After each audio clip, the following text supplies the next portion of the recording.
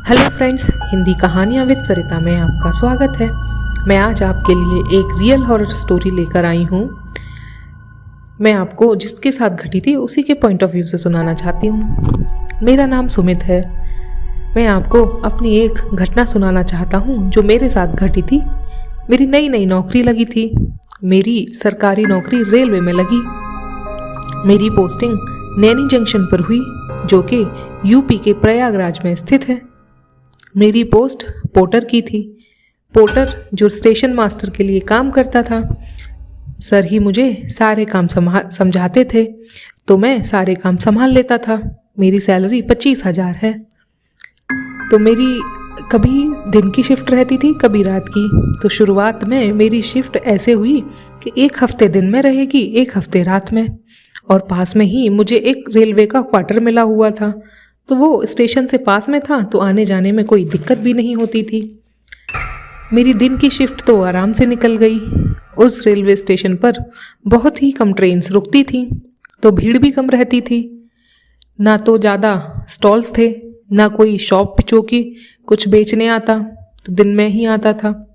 उस वक्त मुझे लगता था कि सही है, आराम से वक्त कटेगा, ज़्यादा काम भी नहीं है। एक दिन मुझे पता लगा कि मेरी रात की शिफ्ट स्टार्ट होने वाली है, तो मुझे लगा कि सब आते ही होंगे। मुझे कुछ अलग लगा ही नहीं। मैं भी अपने टाइम से खाना खाने के बाद अपने टाइम से ड्यूटी करने के लिए आ गया। मैंने यह तो पहले ही पता कर लिया था कि रात में ट्रेन कम ही रुकती हैं। अगर रुक भी जाती हैं तो उनमें से ना तो ज़्यादा सवारियाँ उतरती हैं, ना ही चढ़ती हैं। तो मैंने सोचा मस्त सो जाऊँगा अगर काम नहीं होगा तो। और जैसे ही रेलवे स्टेशन पर पहुंचा तो मैं देखकर दंग रह गया। वहां पर एकदम सन्नाटा था। वहां कोई भी नहीं दिखा मुझे। ना तो कोई सवारी थी जो कि किसी ट्रेन का इंतज़ार कर रही हो, ना कोई ड्यूटी देने के लिए। मैंने टिकट घर में भी देखा तो वहाँ पे कोई टिकट देने के लिए भी नहीं था। तो मैंने सोचा अभी ट्रेन आने में वक्त होगा, या कोई ट्रेन होगी नहीं, तो इसलिए कोई है नहीं। मैंने इधर उधर जाकर देखा तो कोई भी नहीं था। फिर मैंने सोचा कोई बात नहीं, मेरा तो पहला दिन है नाइट शिफ्ट का, तो मैं अपना काम पूरा करूँगा। और वैसे भी करना क्या है, ट्रेन आती नहीं है, नींद आएगी तो सो जाऊँगा। मैं अपने ऑफिस में जाकर सर की टेबल वगैरह साफ़ करके सब सेट कर दिया। मैंने शेड्यूल देखा तो आज रात में बस 2 ही ट्रेन थी, उनमें भी टाइम था। तो मैंने सोचा थोड़ा रेस्ट कर लेता हूँ। जैसे ही लेटा तो मुझे बहुत तेज नींद लग गई। अचानक से बहुत ज़ोर से हवा आने लगी, तो मुझे थोड़ी ठंड सी लगने लगी। फिर अचानक हवा के साथ कुछ आवाज़ें भी आने लगी, तो मेरी नींद खुल गई। लेकिन मैंने महसूस किया कि हवा कुछ अलग है, कुछ अच्छा सा नहीं लग रहा। इतने में एक कागज़ जो सर की टेबल पर रखा था उड़कर गिर गया। तो मैं उसको पकड़ने भागा तो वो और आगे उड़ गया। मैं पकड़ में ही नहीं आ रहा था। भागते भागते मैं स्टेशन के दूसरे कोने पर पहुंच गया। इतनी तेज हवा थी कि मुझे कुछ समझ नहीं आ रहा था। अगर वो कागज़ खो गया तो सर मुझे बहुत डांटेंगे। मैं वहाँ पहुँच गया। पहुँचकर मुझे कुछ अजीब सी आवाज़ें सुनाई देने लगी। आवाज़ें बहुत ही अजीब सी थी। फिर थोड़ी दूर पर मैंने देखा कि कुछ है। देखा तो मेरा कागज़ था, तो मैंने उठा लिया। फिर मैं अपने ऑफिस में आने के लिए मुड़ ही रहा था तो मुझे ऐसा लगा कि वहाँ कोई बैठा है। एक आदमी को बैठे देखा, अकेला सिर झुकाए बैठा हुआ था।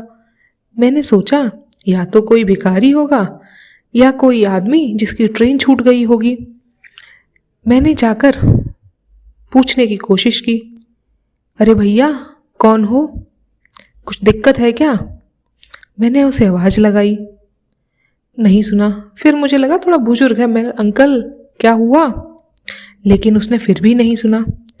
मैं पास गया और आवाज़ लगाई। मेरी आवाज़ सुनकर जैसे ही उसने मेरी तरफ देखा मेरी हालत ख़राब हो गई। मैंने देखा उसका आधा फेस तो नॉर्मल था और आधा जला हुआ। मेरी चीख निकल गई और मैं दबे पांव भागा। मुझे ऐसा लगा कि जैसे मेरी मौत आ गई। मैं भागता रहा। मुझे लगा अगर नहीं भागा तो आज तो मैं गया। फिर मुझे लगा अब कोई नहीं है, तो मेरी जान में जान आई। मेरे पीछे देखने की हिम्मत नहीं हुई, पर मुझे ऐसा लग रहा था अब मेरे पीछे कोई नहीं है। हिम्मत तो थी नहीं। फिर मैंने सोचा पीछे मुड़कर देख लेता हूँ। जैसे ही मैंने पीछे मुड़कर देखा तो कोई नहीं था। फिर मैंने सोचा जल्दी से अपने ऑफिस पहुँच जाता हूँ। जैसे ही मैं अपने ऑफिस की तरफ जल्दी से जाने को हुआ, अचानक से एक औरत मेरे सामने अचानक से आ गई और बोली, आज तू वापस नहीं जाएगा, तो मेरे साथ जाएगा। मेरी हालत खराब और मेरे रोंगटे खड़े हो गए और मैं बेहोश होकर वहीं पर गिर पड़ा। फिर जब होश आया तो मैंने देखा कि मैं अपने कैबिन में था। वहाँ पर एक आदमी खड़ा था। मैं उसे देखकर चिल्लाने लगा, मुझे मत मारना, मुझे मत मारना। उसने मुझे शांत कराया, बोला भैया क्या हुआ, तुमने भूत देख लिया क्या? फिर मैंने बोला अरे भैया तुम कौन हो? तो उसने बताया कि अभी एक ट्रेन आई थी, मैं उस ट्रेन से उतरा हूँ, तो तुम मुझे बेहोश पड़े हुए मिले, तो मुझे सब समझ आया कि तभी ट्रेन आई तो बच गया। फिर मैंने उसे सारी कहानी सुनाई तो उसने बताया कि मुझे थोड़ा बहुत तो पता है, बाकी मुझे ज़्यादा कुछ नहीं पता। मेरा नाम रमन है, यही मैं काम करता हूँ पास में, पर मेरी रात की ड्यूटी में कभी नहीं आता। पर तुम रात की ड्यूटी में क्यों आए हो? रात में तो कोई ट्रेन आती नहीं और यहाँ पर कोई आता भी नहीं। तो मैंने उसे बताया कि भैया मेरी नई पोस्टिंग है, मुझे किसी ने बताया ही नहीं, तो मुझे कुछ ज़्यादा पता ही नहीं था। तो मैंने उसे कहा भाई रमन इतनी रात हो गई है, सुबह होने में थोड़ा ही टाइम बचा है, तुम मेरी मदद करोगे? तो रमन ने बोला क्या? तो मैंने बोला भैया आज कुछ देर तक तुम मेरे साथ रुक सकते हो क्या? मैं बहुत डरा हुआ हूँ, अगर तुम चले गए तो मेरी मौत पक्की है। न जाने क्या हो मेरे साथ, क्या पता कल मैं यहाँ जिंदा भी ना बचूं। वह रुक गया। तो उसने बोला ठीक है कोई बात नहीं, जल्दी से दरवाज़ा बंद करो। तो हमने दरवाज़ा बंद कर लिया और बैठ गए। फिर वह मुझे ऐसे ही बात करने लगा, वह मेरे मन को हल्का करने लगा कि मुझे डर न लगे। फिर उसने बोला कि तुम घबराए हुए हो, कोई बात नहीं, चलो एक काम करो, चलो हनुमान चालीसा पढ़ते हैं। फिर हम हनुमान चालीसा पढ़ने लगे तो मैं थोड़ा शांत हो गया। फिर उसने बोला कोई बात नहीं भैया, मैं तुम्हारे साथ हूँ, अब तुम सो जाओ। फिर जैसे ही हम सोने को हुए, फिर थोड़ी देर बाद अचानक से कुछ आवाज़ें आने लगी, जैसे बहुत सारे लोग रो रहे हों और चिल्ला रहे हों। अजीब सी थी आवाज़ें। तभी हमें लगा कि कोई हमारे दरवाजे के पास से होकर गुजरा है। हमारे दरवाजे के पास पर भी कोई खड़ा है। फिर किसी ने हमारे दरवाजे को खटखटाया। हमारी हालत खराब, मैं कांपने लगा। बाहर से आवाज़ें आई, दरवाज़ा खोलो, दरवाज़ा खोलो, मैं तुम्हें लेने आई हूँ। मैं समझ गया कि यह वही भूतनी है जो जब मैं बेहोश होने से पहले मुझे मिली थी। वो फिर चिल्लाई, खोलो, आज मैं तुम्हें लेकर ही जाऊंगी। पर मैं और रमन चुपचाप बैठे रहे। मैं ही जानता हूँ वह वक्त कैसा था। रमन ने मेरा हाथ कस के पकड़ लिया और मुझे बोला, इशारों से कुछ आवाज़ नहीं देनी, ना चिल्लाना है, बस भगवान का नाम लेते रहो। बस वह वक्त कैसे ही कटा होगा इसका पता सिर्फ मुझे ही है। उस वक्त तो मुझे ऐसा लगा था कि मैं कभी अपने घर भी नहीं वापस जा पाऊँगा। बस अब तो ऐसा था कि मैं मरने वाले हैं। हमने हनुमान चालीसा पढ़ना शुरू किया। हम पढ़ते रहे, हनुमान चालीसा पढ़ते रहे। फिर अचानक से मुझे ऐसा लगा ट्रेन, दूर से ट्रेन की आवाज़ आ रही है। फिर अचानक से ट्रेन आके हमारे स्टेशन पर रुकी। तो मैंने देखा तो घड़ी के में 4 बज रहे थे। फिर मुझे याद आया कि ट्रेन का टाइम हो गया, ट्रेन आने वाली थी। जैसे ही ट्रेन हमारे स्टेशन पर रुकी, सारी आवाज़ें शांत हो गईं। वह भूतनी भी हमारे दरवाजे से चली गई। फिर थोड़ी सांस आई। फिर हम फिर से बैठ गए। पर भगवान कसम इतनी बुरी हालत थी कि वो दिन याद आता है तो रोंगटे खड़े हो जाते हैं। रमन लेकिन इतना अच्छा मेरा दोस्त निकला, वो आज भी मेरे साथ है, कि उसने मेरी जान बचाई। वो मेरा हाथ पकड़ के पूरी रात बैठा रहा। फिर स्टेशन के पास में ही कुछ मंदिर हैं, तो मंदिर में से उस वक्त मंत्र और आरती की आवाज़ आने लगी। वहाँ पर मंदिरों में 4 बजे घंटे बजने की आवाज़ आने लगती, मंत्रों की आवाज़ आने लगती, तो सारी आवाज़ें ठीक हो गई। फिर सुबह हमें करीब नींद लग गई, पता ही नहीं चला। अचानक से कुछ लोगों की आवाज़ सुनाई दी तो मेरी नींद खुल गई। हमने जाना कि फिर से कुछ पंगा है, लेकिन फिर मेरे को लगा नहीं, ये आवाज़ें तो कुछ जानी पहचानी हैं।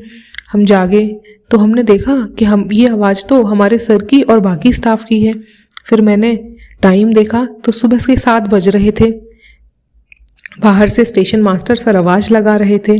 फिर मैंने दरवाज़ा खोला तो सर थे, बाकी स्टाफ भी था। फिर मैंने उन्हें रात की पूरी घटना सुनाई तो उन्होंने मुझे फिर सब बताया कि यहाँ ऐसी घटनाएं पहले भी हो चुकी हैं, इसीलिए रात में कोई आता नहीं। लेकिन मैं तुम्हें बताना भूल गया था कि तुम रात की शिफ्ट में मत आना, आओ तो टाइम से निकल जाना। फिर मुझे सर ने बताया कि ये जो नैनी रेलवे स्टेशन है, यहाँ के पास में नैनी जेल है। जब देश की आज़ादी के लिए लड़ाई चल रही थी तो स्वतंत्रता सेनानी इस नैनी जेल में बंद थे। जेल में बंद लोगों को बहुत कष्ट सहना पड़ा, उन्हें बहुत यातनाएं झेलनी पड़ी। जेल में बंद कई लोगों की मौत हो गई। वहाँ आसपास के लोगों का मानना है कि नैनी जंक्शन पर अभी भी यहाँ पर आत्माएं घूमती हैं, तो अभी भी माना जाता है कि वह आत्मा यहीं घूमती हैं।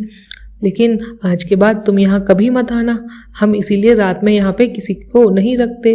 तो मैंने बोला सर मेरी ड्यूटी लगी थी। तो उन्होंने बोला कोई बात नहीं, अगली बार से मत आना, तुम जाओ घर पे आराम करो और तुम 1 हफ्ते की छुट्टी लेकर अपने घर चले जाओ।